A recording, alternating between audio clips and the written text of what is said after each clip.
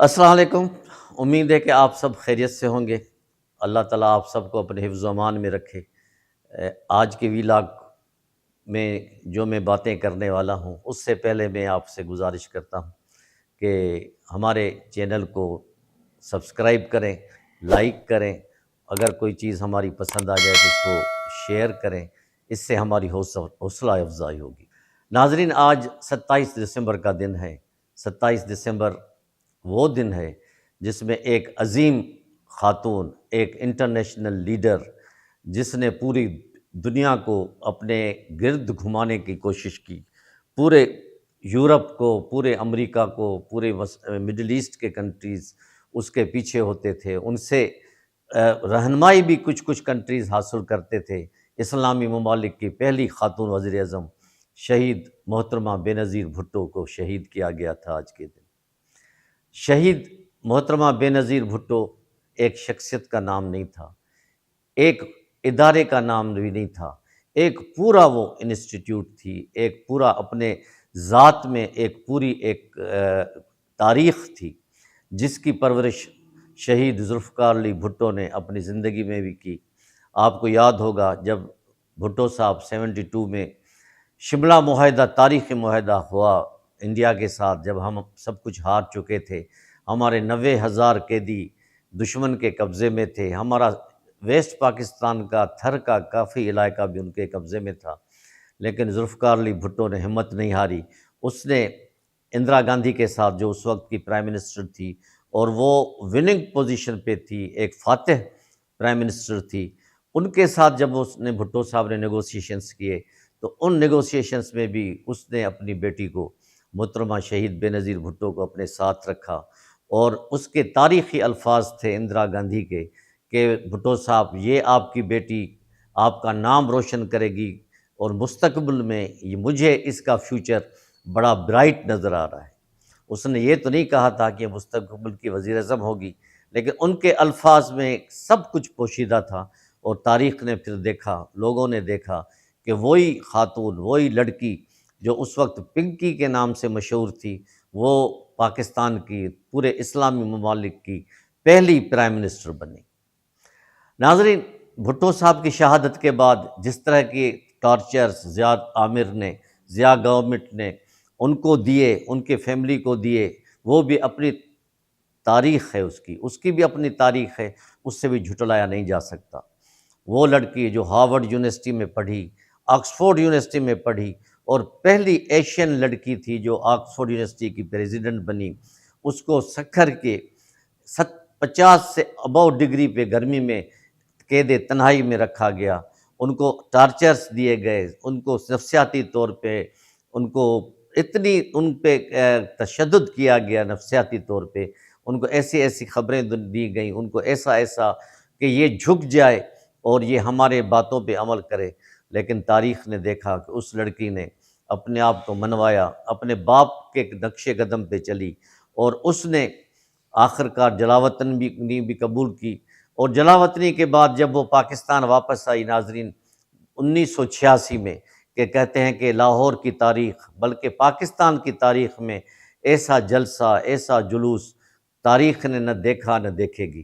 پورا پاکستان امنڈ آیا، پورے انٹرنیشنل جو کرسپونڈنٹس تھے، جرنلسٹ تھے، وہ بھی حیران اور پریشان تھے کہ وہ لڑکی جو اتنے عرصے سے جلاوطن میں رہی ہے اور پھر جو واپس پاکستان آئی ہے، تو اس کے بعد ضیاء حکومت بھی، وہ بھی حیران اور پریشان ہو گئے کہ اس کو ہم کیا کریں۔ تاریخ نے پھر اس کا سبق دیا، دیکھتے گئے۔ ضیاء الحق بھی ایک جہاز کے حادثے میں مارے گئے، اس کے بعد الیکشنز ہوئے، الیکشنز میں جو بھی اس کی جو پوزیشن تھی، انہوں نے جو کوششیں کی تھیں، مصیبتیں برداشت کی تھیں، اس کے نتیجے میں اس کو صلہ ملا کہ قومی اسمبلی میں ان کو واضح اکثریت مل گئی، لیکن یہاں پہ بھی سازشیوں نے اپنی سازش کی، اور اس کو رات کے اندھیرے میں، جب 2 دن کے بعد صوبائی اسمبلی کے انتخابات تھے، تو ان کو ہرانے کی کوشش کی گئی تاکہ پنجاب کا صوبہ جو ہے وہ اس کے کنٹرول میں نہ آئے۔ وہ اس طرح پھر جنرلز نے ایک نئے لیڈر کو وہاں ابھارا جو بزنس مین تھا، اور پھر وہ ان کے خلاف ہو گیا۔ پھر یہ تاریخ چلتی گئی۔ آخر وہ وقت بھی آیا جب وہ جو دوسرے اپوزیشن لیڈر تھے وہ بھی ان سے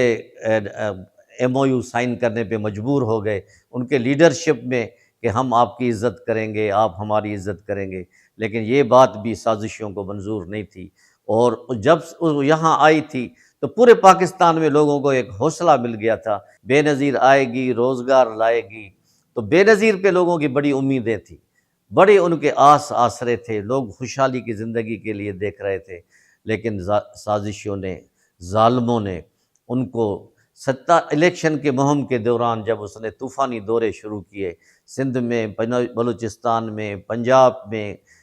کے پی کے میں، تو جب لیاقت باغ کے جلسے میں اس نے اپنا خطاب شروع کیا تو جس طرح کہ وہ گرجی برسی اور لوگوں کو کے دانت کھٹے کر دیے، تو لوگ جو تاک لگائے دشمن بیٹھے تھے، جیسے ہی وہ باہر نکلی، جیسے ہی اپنے گاڑی میں بیٹھی تو اس کو جیسے ہی اس نے اپنے دیوانوں کا ہاتھ ہلا کے کھڑے ہو کے جواب دینے کی کوشش کی، اس کو ظالموں نے دیکھا اور انہوں نے، پوری دنیا نے دیکھا کہ کس طرح اس پہ پسٹل کا وار کیا گیا، پھر کیسے دھماکے سے اس کو شہید کیا گیا۔ ایک انٹرنیشنل لیڈر جو پوری اسلامی لیڈر تھی، پوری دنیا کی لیڈر تھی، اس کو تب شہید کیا گیا اور پاکستان پھر یتیم ہو گیا۔ پاکستان کے یتیم ہونے کے بعد، اس کی شہادت کے بعد پیپلز پارٹی پھر پاور میں آئی، لیکن اس پیپلز پارٹی میں زمین آسمان کا فرق تھا۔ لوگوں نے دیکھا کہ کس طرح بھٹو لیگیسی تھی، ذوالفقار علی بھٹو نے کیسے عوام کی خدمت کی تھی، کس طرح بے نظیر بھٹو نے عوام کی خدمت کی تھی۔ اس زمانے میں تو یہ تصور بھی نہیں تھا کہ لوگوں کو نوکریاں پیسوں پہ ملیں گی، لوگوں کی ٹرانسفر پوسٹنگ پیسوں پہ ہوگی۔ لوگ پھر حیران اور پریشان ہو گئے، ایسے لوگ اس میں پیپلز پارٹی میں شامل ہو گئے جو پیپلز پارٹی سے ان کا واسطہ ہی نہیں تھا۔ ضیاء عامر کے وہ ٹیم کے حصہ تھے، ان کی پیداوار تھے، انہوں نے پیپلز پارٹی پہ آ کے اپنا اثر و رسوخ قائم کیا، ان کی قیادت کو انہوں نے مغلوب کیا، ان کے ساتھ مل کے انہوں نے غریبوں کے حقوق پہ ڈاکہ ڈالا، اور لوگ اتنے حیران اور پریشان ہوئے کہ میں اس وقت اس کو دہرا نہیں سکتا۔ آج بڑے غم کا دن ہے، ہم آج اپنی شہید محترمہ کے لیے دعائے مغفرت کریں، اللہ سے ان سے کے لیے بلند درجات کا تقاضا کریں، ان سے گڑ گڑائیں اللہ پاک سے کہ ان محترمہ کو، شہید کو، بے نظیر بھٹو کو جنت الفردوس میں جگہ عطا فرمائے، اور اب جو ہمارے پیپلز پارٹی کی لیڈرشپ ہے ان کو ان کے راستے پہ صحیح چلنے کی توفیق عطا فرمائے۔